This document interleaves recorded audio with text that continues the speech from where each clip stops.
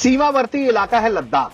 लद्दाख में भीषण बवाल हुआ, लोग घायल हुए, जान गई।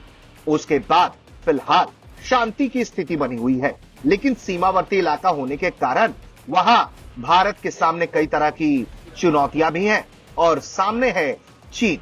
ऐसे में भारत की सुरक्षा के लिए वायुसेना की क्या तैयारी है, उसे जुड़ी हुई बातचीत की है हमारे संवाददाता मंजीत नेगी ने। वायुसेना ने बताया है कि अरुणाचल से लेकर लद्दाख तक के इलाकों में चीन के खिलाफ भारत की तैयारी कैसी है। लद्दाख से लेकर अरुणाचल तक चीन से लगने वाली सरहद पर चीन के मिलिट्री इंफ्रास्ट्रक्चर को लेकर बहुत चर्चा होती है। इस पर बात करने के लिए हमारे साथ वायुसेना के air officer commanding in chief air marshal Suraj Singh ji हैं। सर, आपसे जानना चाहूंगा, इस वक्त चाहे ऑपरेशन सिंदूर के बाद के हालात देखें, दोनों ही सरहद पर जो स्थिति है उसको खासतौर से उत्तर पूर्व में जहां पर आपकी जिम्मेदारी है, चीन का जो मिलिट्री इंफ्रास्ट्रक्चर उसके मुकाबले में हमारी क्या प्रोग्रेस है?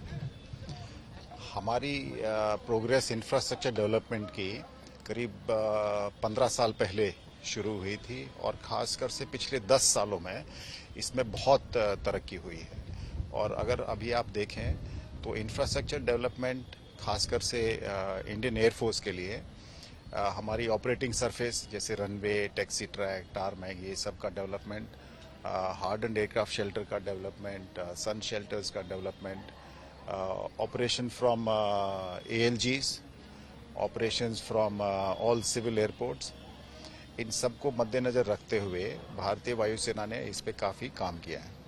और आज स्थिति ये है कि हमारे 9 ALG अरुणाचल प्रदेश में जो कि बहुत क्रिटिकल हैं मिलिट्री ऑपरेशंस के लिए चाइना की तरफ से, उनमें ऑपरेशंस दिन में और रात में हेलीकॉप्टर से, ट्रांसपोर्ट एयरक्राफ्ट से और फाइटर से, इन सब की क्षमता में अभी बढ़ोतरी है।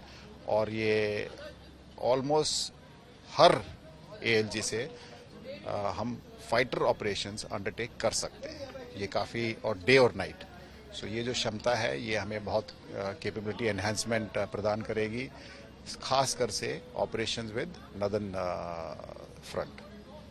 अभी भी ये माना जाता है कि चीन मिलिट्री इंफ्रास्ट्रक्चर के मामले में हमसे आगे है।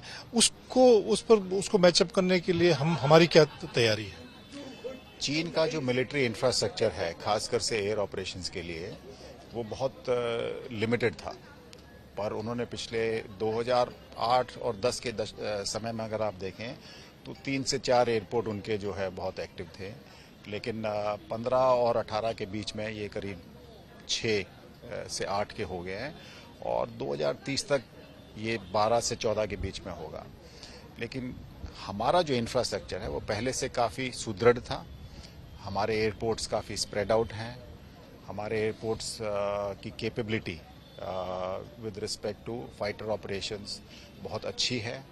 और अभी पिछले 5 साल में जो हार्डन शेल्टर्स का है और ऑपरेटिंग सरफेसेस का है उसमें और तरक्की हुई है और ALG के आने से हमारी क्षमता और बढ़ गई है।